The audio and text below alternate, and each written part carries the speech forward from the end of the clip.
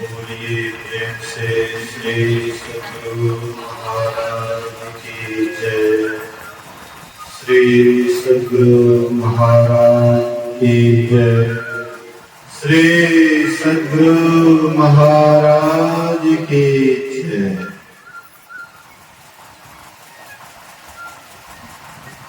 अखंड मंडल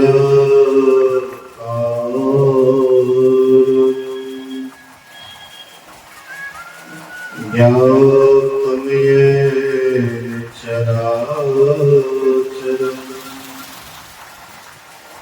तत्पदं दर्शितं येन तस्मै श्रीगुरवे नमः। धन्य धन्य सद्गुरु सुखद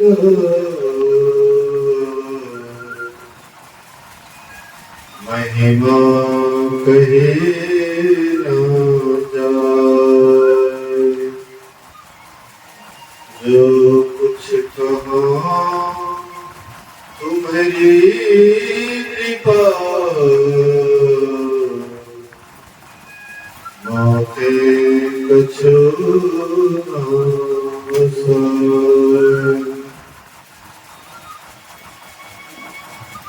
समवेत समादरणीय सज्जन वृंद, आदरणीय माताओं तथा भक्तिमती बहनों, अपराह्न कालीन शिक्षक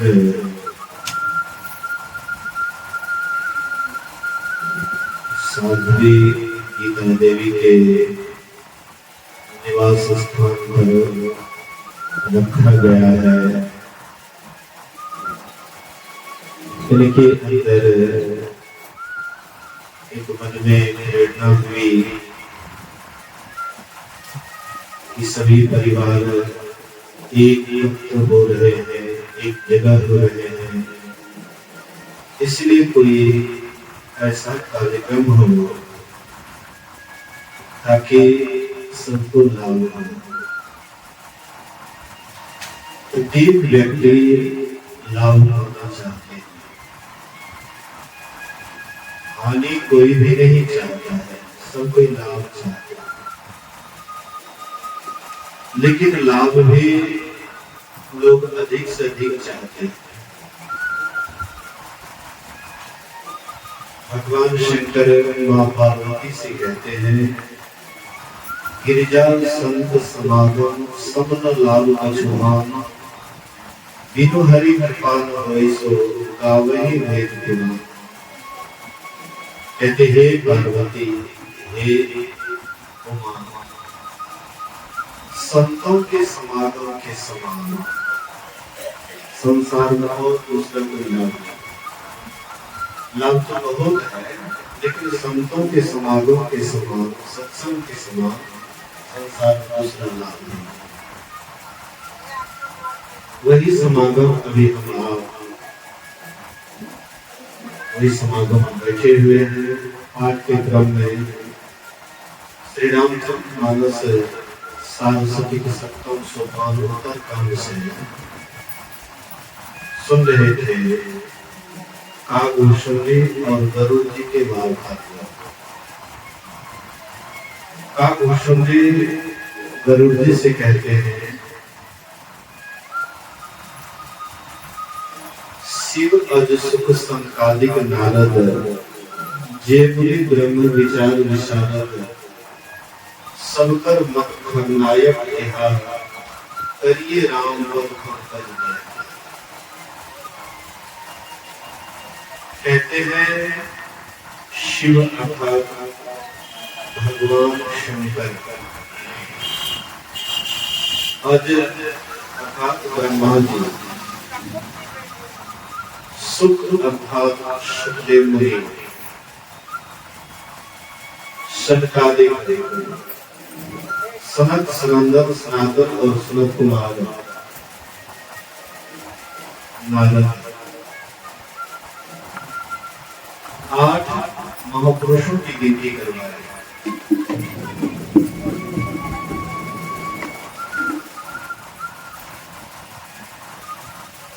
और इन 8 महापुरुषों के बाद भी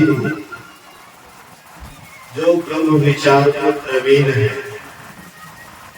ब्रह्म विचार में निष्णात है, ऐसे सबका मत है, सबका विचार है कि राम के चरणों में प्रेम करना चाहिए। और इतना ही नहीं, श्रुति अर्थात वेद, पुराण, शास्त्र, सबका मत है, सबका विचार है कि राम के चरणों में प्रेम करना चाहिए। श्रुति अर्थात वेद, वेद का एक नाम श्रुति भी है। श्रुति इसलिए है कि पहले के लोग वेद ज्ञान को सुन सुन करके याद करते थे। आजकल लोग किताब में पढ़ते हैं, हाथ से लिखते हैं, लेकिन बहुत पुराने समय में ये लिखा पढ़ी नहीं, केवल बोलते थे, बोल करके सुन लेते थे और उसको याद हो जाता है। मतलब पहले का स्मरण शक्ति बहुत तेज है, अभी का स्मरण शक्ति उतना तीव्र नहीं है, लेकिन पहले के लोगों का स्मरण शक्ति बहुत तीव्र था, बहुत जल्दी कुछ याद हो जाता। तो सुन सुन करके याद करने के कारण वेद का एक नाम श्रुति है। पुराण 4 वेद है, 18 पुराण है, 6 शास्त्र है। कहते सबका यही विचार है, सबका यही मत है कि राम के चरणों में प्रेम करना चाहिए। श्रुति पुराण सदग्रंथ कहा है, रघुपति भगति बिना सुना, कमठ पीठ जामहि बरुबारा, बंध्या सुत बरु काहोई मारा। चाहे कछुए के पीठ पर बाल जम आवे, चाहे 5 का बेटा किसी को मार डाले, फूल ही नव बरु बहुविधि फूला, जीर्ण लहसुन हरि प्रतिकूला। आकाश में बहुत तरह के फूल फूल जाए, लेकिन जब तक यह जीव राम का भजन नहीं करेंगे, तब तक इसका कल्याण होने वाला नहीं है। कमठ पीठ, कछुए के पीठ पर बाल जम आने। क्या हम आप कभी देखे हैं कछुए के पीठ पर बाल जमते हुए? कछुआ का पैर, मुंह बहुत कोमल होता है, चलता है तो हाथ पैर निकल करके, मुंह निकल करके चलता है। जब कोई संकट आता है, विपत्ति आती है, तब ये क्या करते हैं, हाथ पर खोखला में सिकोड़ देते हैं। और जब ये खोखला में सिकोड़ लेते हैं तो बिल्कुल निडर हो जाते हैं, तो उसको कोई भय नहीं हो जाता, वो बड़ा कठोर होता है। बोलिए श्री सद्गुरु। एक बार एक कछुए और एक सियाल में दोस्ती थी। उधर से तालाब से कछुआ आता था, इधर से सियाल बिल में से निकलता था। दोनों मित्र में बड़ी बातचीत होती थी। फिर दोनों मित्र बातचीत करके अपना जगह पर चले जाते थे। संजोग से दोनों मित्र में बातचीत हो रही थी, अचानक उधर से शेर का दहाड़ आ जाता है। शेर जैसे जोर से दहाड़ता है तो सियाल तो बड़ा तेज होता है, तुरंत वो भाग करके बिल में चला गया। इसका मित्र कछुआ, इसका छोटा छोटा पैर, तेजी से दौड़ भी नहीं सकता है। तब तक शेर नजदीक आ गया। शेर क्या करता है, उसको पकड़ करके मुंह में लेता है। कछुआ पकड़ता है, मुंह में लेता है, बहुत कड़ा लगता है, छोड़ दिया। फिर मुंह में लेता है, फिर कड़ा लगा, फिर छोड़ दिया। उधर से सियार देखता है, कहते हैं मामा जी ऐसे खाया नहीं जाएगा। बोले कैसे खाया जाएगा? लेकिन मैं देखते बहुत कड़ा है। अरे थोड़ा सा फूलने के लिए दे दीजिए ना, पानी में थोड़ी देर के लिए फूलने के लिए दे दीजिए। जब फूल जाएगा ना तो आराम से खा लीजिएगा। नहीं देखते कितना कड़ा है। बात तो तुम सही कहते हो, बहुत कड़ा लगता है। तो ये क्या करते हैं फूलने के लिए? हाँ, सेब इसको मुंह में ले लिए, लेकर के पानी में छोड़ दिए फूलने के लिए। अब फूलेगा क्या? नीचे नीचे फूलने लगा। बोलिए श्री सद्गुरु, मेरे कहने का ये आशय है, कछुआ का पीठ बहुत कड़ा होता है, बहुत कड़ा होता है, उस पर बाल जमना असंभव है। लेकिन गोस्वामी तुलसीदास जी महाराज ने किया भी हो जाए, कछुए के पीठ पर बाल जम आवे, चाहे 5 का बेटा किसी को मार डाले, 5 का बेटा किसी को मार डाले। 5 किसको कहते हैं? सीधी सी बात है, जिनको संतान नहीं होता है, बाल बच्चा नहीं होता है, उसको लोग 5 या 5 ही कहते हैं। सुनने में आया है कि महाराज दशरथ को जब संतान नहीं हुआ था, सुबह सुबह जब सवेरे सवेरे निकलते थे, लोग प्रजा लोग मुंह पर तो नहीं बोलते थे, राजा था ना, डर था, मुंह पर नहीं बोलते थे, लेकिन कहना खुशी होता था आज यात्रा अशुभ हो गया, आज ही आदमी का स्व दर्शन हो गया, आज का यात्रा अशुभ हो गया। तो 5 ही आदमी को सुबह सुबह देख करके लोग सोचते हैं आज का यात्रा अशुभ हो गया, अशुभ मानते हैं। तो 5 ही कब तक? 5 कब तक? जब तक महाराज दशरथ के यहाँ चारों भाई का आगमन नहीं हुआ तभी तक है। जब राम लक्ष्मण भरत शत्रुघ्न जब आ गए उनके यहाँ, तो तब कोई इसको 5 बाजी कहेंगे। यहाँ पर गोस्वामी जी कहते हैं चाहे 5 का बेटा किसी को मार डाले, 5 है तो बेटा नहीं, मतलब अनहोनी बात हो जाए मैं इसको मान सकता हूँ, लेकिन यह जीव जब तक ईश्वर की भक्ति नहीं करेंगे तब तक ही चाहेगा सुख, इसको कदापि सुख नहीं मिल सकता। सुख चाहता है, सवाल कुछ आता है ना, लेकिन जब तक ईश्वर की भक्ति नहीं करेंगे, राम से अलग रहेंगे, तब तक ये सुखी नहीं हो सकते। फिर कहते हैं आकाश में बहुत तरह के फूल फूल जाए। हम आप देखते हैं कि कोई भी वृक्ष फूलता फलता है तो वह धरती से उसका रस लेता है, तब फूल फूलता है। लेकिन आकाश में फूल फूलते हुए कभी देखेंगे? जब तक धरती का रस नहीं लेगा तब तक फूल कैसे फुला सकता है? लेकिन गोस्वामी जी कहते हैं कि मैं इसको मान सकता हूँ कि आकाश में बहुत तरह के फूल फूल जाए, मैं इसको मान सकता हूँ, लेकिन यह जीव जब तक राम को नहीं भजेंगे तब तक जो ये चाहता है सुख कदापि नहीं हो सकता।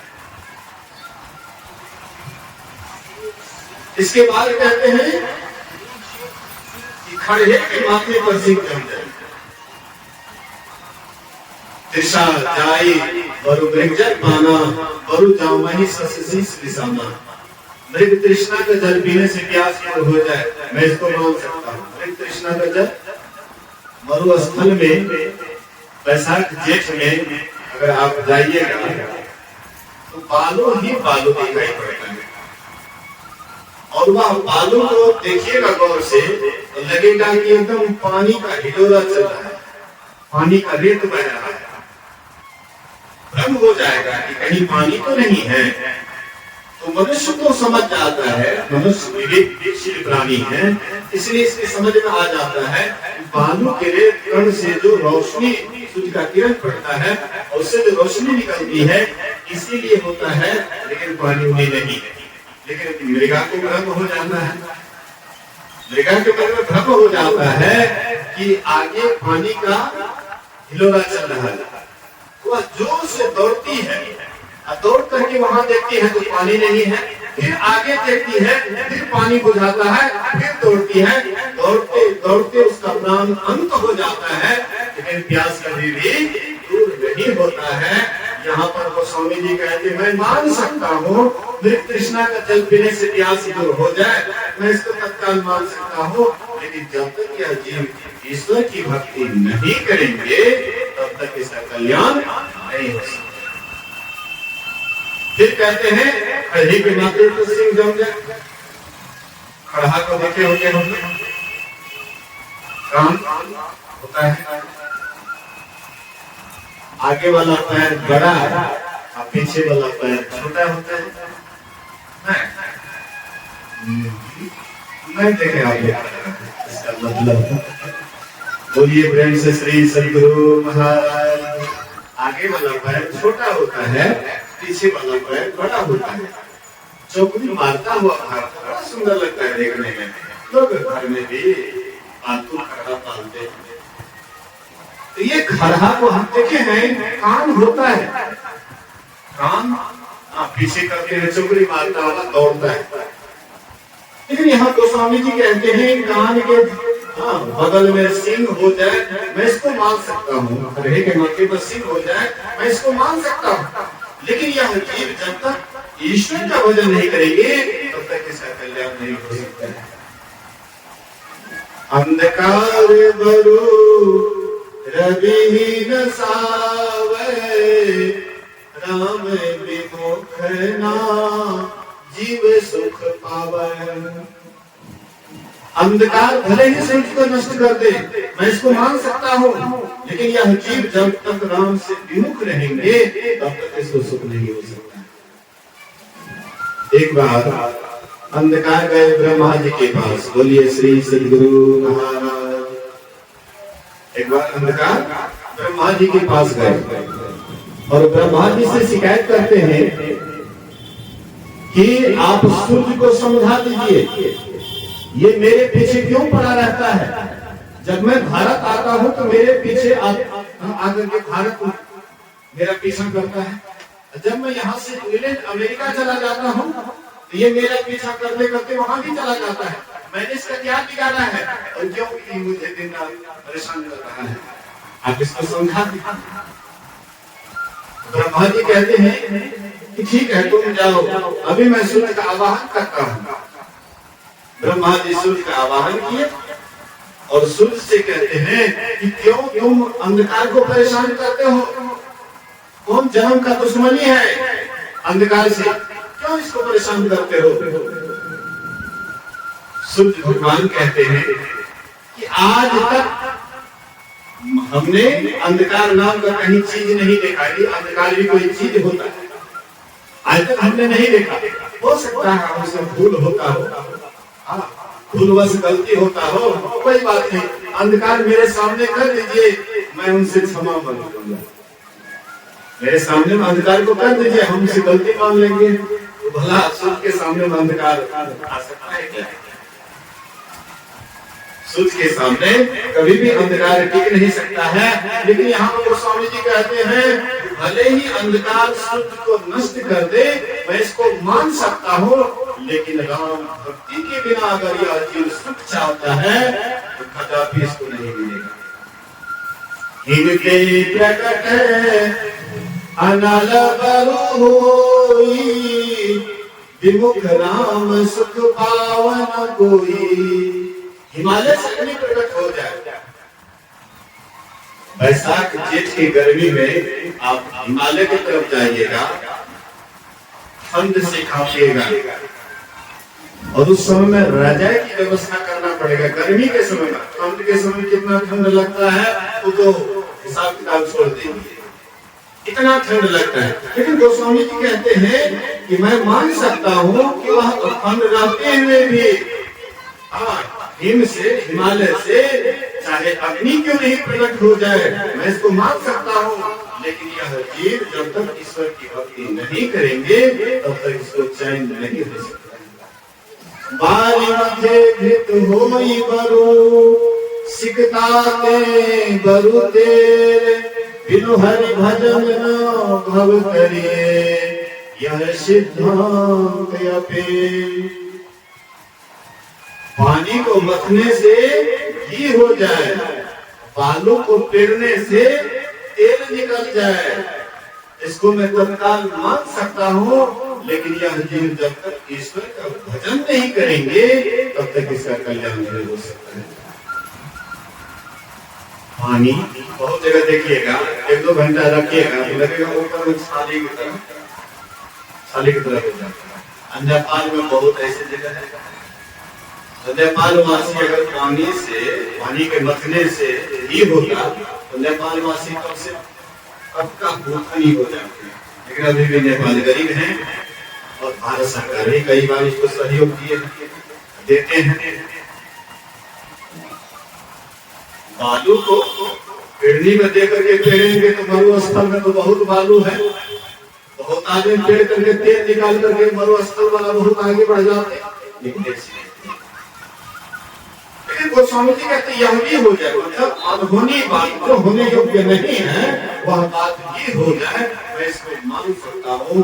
लेकिन जब तक यह जीव राम से अलग रहेंगे तब तक इसको सुख नहीं मिल सकता है। हम लोग सुख चाहते हैं कि दुख, हम लोग कौन सी पसंद करते हैं, सुख की दुख? बोलिए प्रेम से श्री सदगुरु महाराज। अगर सत्संग से सुख नहीं मिलता तो कब का लोग सत्संग करना छोड़ देते। ध्यान से अगर सुख नहीं मिलता तो भगवान बुद्ध चक्रवर्ती का बेटा सबको लात मार करके निकल गए और जाकर के बोध गया में बैठ करके ध्यान करके वह उनको शांति मिली, जिस शांति के लिए ऋषि मुनि तलाश करते। अगर उससे सुख नहीं मिलता तो लोग क्यों ध्यान करते? तो सुख चाहते हैं, सब आदमी सुख चाहते हैं। और सुख भी कितने दिनों का चाहिए? एक दिन का सुख चाहिए, जीवन भर दुख चाहिए? किसी से पूछिए तो एक दिन का सुख और बाद बाकी सब दिन का दुख, क्या किसी को पसंद होगा? बोलिए श्री सदगुरु महाराज की जय। एक राजा के दरबार में एक बहुत बड़ा डकैत कहिए या बहुत बड़ा चोर डकैत, उसको पकड़ाए, उसको पकड़ कर लाए और वे बहुत बड़ा गलती किए थे, इसलिए उनको फांसी की सजा सुना दी कि आज के 7वें दिन इसको फांसी दी जाएगी। राजा साहब 3 रानियां थी, राजा साहब तीनों रानियों से कहते हैं अगर तुम लोग इस कैदी पर कोई उपकार करना चाहती हो तो तुम लोग कर सकती हो। अगर तुम लोगों को कोई उपकार करना चाहे, क्योंकि ये 6 दिन का मेहमान है, इसको फांसी लग जाएगी, ये मर जाएंगे। अगर कुछ उपकार करना चाहती है तो तुम लोग कर सकती है। तो रानी के अंदर दया आती है, तो छोटी रानी कहती है 1 दिन का मोहलत दीजिए, इसको छुट्टी दीजिए। 1 दिन का छुट्टी दिए, उसको खूब सुंदर सुंदर भोजन करवाती है, खूब बढ़िया सेवा सत्कार करती है। फिर मझली रानी की बारी आती है, मझली रानी भी कहते 1 दिन का हमको भी मौका दीजिए। ये छोटी रानी से भी बढ़ चढ़ करके बढ़िया बढ़िया सुंदर सुंदर भोजन कराती है, वो बढ़िया सेवा सुरक्षा करती है। बड़ी रानी की बारी आती है, तो बड़ी रानी कहती है कि महाराज इसको सदा के लिए छुट्टी कर दीजिए। आपने हमें मौका दिया था सेवा करने का, वरदान दिया है, तो मैं चाहती हूँ कि ये कैदी को सदा के लिए छुट्टी कर दीजिए, इनको मुक्त कर दीजिए, ये आगे गलती नहीं करेंगे। और उस दिन बड़ी रानी कैदी को छुट्टी करके ले गए, मड़वा का रोटी और नमक खिलाए। बोलिए प्रेम से श्री सदगुरु महाराज। आजकल की बात नहीं है, आजकल की बात नहीं है, बहुत पहले की बात है। मड़वा रोटी तो आजकल प्रसाद के रूप में भी लोग खोजते हैं। पहले की बात है, मतलब सूखी रोटी और नमक खिलाए। तो कैदी जो है उसको छुट्टी हो गई, चले गए। 5-6 महीने के बाद तीनों रानियों में विवाद हो जाता है। ये कहती है कि हम बढ़ चढ़ करके सेवा किए कैदी का, वो कहती थी हम बढ़ चढ़ करके सेवा किए, वो कहती थी हम बढ़ चढ़ करके सेवा किए। यह विवाद राजा साहब के पास गया। राजा साहब कहते क्या बात है? बोले कि ऐसी बात है। बोले कि कैदी को ही बुलाया जाए, उन्हीं से पूछा जाए कि कौन बढ़ चढ़ करके सेवा की। कैदी को बुलाया और कहते हैं भाई तीनों रानियों में तुम्हारा सेवा कौन बढ़ चढ़ करके किया, विशेष सेवा कौन किए? बोले कि महाराज जब तक हमें फांसी का डर था तब तक कौन रानी क्या सेवा की वो हमको याद नहीं आता। फांसी का जब तक डर था क्या क्या सेवा की, क्या खिलाई, क्या सेवा की, हमें कुछ भी याद नहीं है। लेकिन बड़ी रानी जब हमें फांसी से मुक्त कर दिया और उस दिन जो हमें नमक रोटी खिलाया था महाराज, इतना स्वाद लगा, इतना स्वाद लगा, वह स्वाद मैं जीवन भर नहीं भूल सकता हूँ। बोलिए श्री श्री गुरु। कहने का मतलब एक दिन का आपको सुख मिल जाए और सब दिन के लिए दुख मिल जाए, कोई भी इसको स्वीकार नहीं करेंगे। हाँ, एक दिन के लिए अगर दुख मिल जाए और सब दिन के लिए सुख मिल जाए, सब आदमी तैयार रहेंगे कि हाँ ऐसा सुख तो चाहिए। तो सुखी होना चाहते हैं, एक दिन का सुख नहीं चाहते हैं, या 2-4 महीने का नहीं, 2-4 साल का नहीं, तो जब तक जीवन है तब तक बहुत है। जब तक जीवन है तब तक सुखी। हाँ ये तो बड़ा बढ़िया है। लेकिन इनसे भी जो ज्ञानवान है, जो समझदार है, इतने से संतुष्ट नहीं होते हैं कि जब तक जिएंगे तब तक सुख से, और उसके बाद मरने के बाद नरक में चले जाएंगे, दुख में चले जाएंगे, कष्ट में चले जाएंगे, इसको भी स्वीकार नहीं करते। हाँ, कम बुद्धि वाले इसको स्वीकार कर लेंगे। कम बुद्धि वाले ही स्वर्ग चाहते हैं, कम बुद्धि वाले ही हाँ शारीरिक सुख चाहते हैं। जो शारीरिक सुख को ही पसंद करता है वे तानवी बुद्धि के हैं।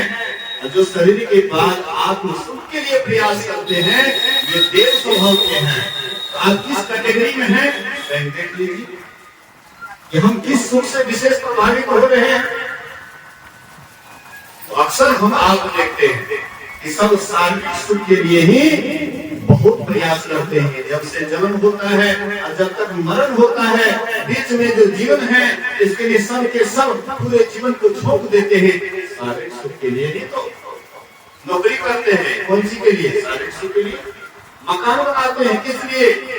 शारीरिक सुख के लिए। सारी व्यवस्था संसार में करते हैं किस लिए? शारीरिक सुख के लिए। लेकिन आत्म सुख के लिए तो कोई भी प्रयास नहीं करते। गुरु महाराज कहते हैं तन सुख, मन सुख, इंद्रिय सुख, सब दुख। कहते ये जितना भी सुख है सब अंत में दुख देने वाला है। केवल एक ही सुख है जो आपको सदा के लिए सुखी कर सकता है, वही सुख है आत्म सुख। तन मन सुख है ना सुख तेरो, आत्म सुख निज तेरे। तन मन सुख है ना सुख तेरो, आत्म सुख निज तेरे। ओ तन मन सुख निज के जानियो, तो तन मन सुख निज के जानियो। भयो काल को चेरो, भयो काल को चेरो। क्या सोवत गफलत के बारे, जाग जाग मन मेरो। गुरु महाराज जी कहते हैं हाँ, तन सुख मन सुख ना सुख तेरो। हम आपको अक्सर देखते हैं कि तन और मन सुख में ही लगे हुए हैं। किस सुख में लगे हुए? यही तन सुख, मन सुख, इंद्रिय सुख, यही इसी में लगे हुए। जो शरीर को अच्छा लगता है वही सामने हम देते हैं, मन को जो सुहाता है वही देते हैं, इंद्रिया जो मांग करती वही देते हैं। तो हम लोग किस स्वभाव के हैं? दानवी स्वभाव के हैं या देव स्वभाव के हैं? यावत जीवेत सुखम जीवेत ऋणम कृत्वा घृतम पिबेत अस्मिभूत शरीरस्य पुनरागमन कुतो भवेत्। जब तक जियो सुख से जियो, ऋण भी लेना पड़े तो पर भी घी पियो। शरीर एक दिन मर जाता है, जल जाता है, समाप्त हो जाता है, बाद में भी कुछ बचता नहीं है। बोलिए श्री सद्गुरु महाराज। शरीर जाता है तो बहुत कुछ बच जाता है। शरीर का नाश होता है लेकिन आपका नाश नहीं होता है। आप हरदम इसको याद कीजिए, आपका कभी नाश होने वाला नहीं है। आप पहले भी थे, आप अभी भी हैं, आप बाद में भी रहेंगे। संसार चाहे समाप्त हो जाएगा लेकिन आप कभी समाप्त होने वाले नहीं हैं। आप आत्मा हैं, आत्मा कभी समाप्त नहीं होता, शरीर का नाश होता है। पांच तत्व से शरीर बना है, पांच तत्व से संसार बना है। एक दिन शरीर आपका समाप्त हो जाएगा, ये संसार भी समाप्त हो जाएगा, लेकिन आप समाप्त नहीं होंगे, क्योंकि जो ईश्वर हैं आप भी वही हैं। ईश्वर का नाश नहीं होता है, आपका भी नाश नहीं होता है, लेकिन अंतर इतना है कि ईश्वर मुक्त है, हम लोग बंधन युक्त हैं, इतना ही अंतर है। बद्ध हैं तो जीव कहलाते हैं, यही जीव का साधना करके मुक्त हो जाता है, यही परमात्मा हो जाता है। परमात्मा इनमें थोड़ा सा अंतर है, एक बंधन में है, एक बंधन मुक्त है। ये भी प्रयास करता है तो भी मुक्त हो जाता है। बहुत आदमी मुक्त हो गए, संग के साथी पार उतर गए, हम ही पड़लो मझधार, मझधार मेरे सतगुरु नैया लगा दो भव पार। हम आपके साथ कबीर, गुरु नानक, पलटो, दादो, जितने भी संत ऋषियों का नाम सुनते हैं, सब एक साथ आए थे संसार में।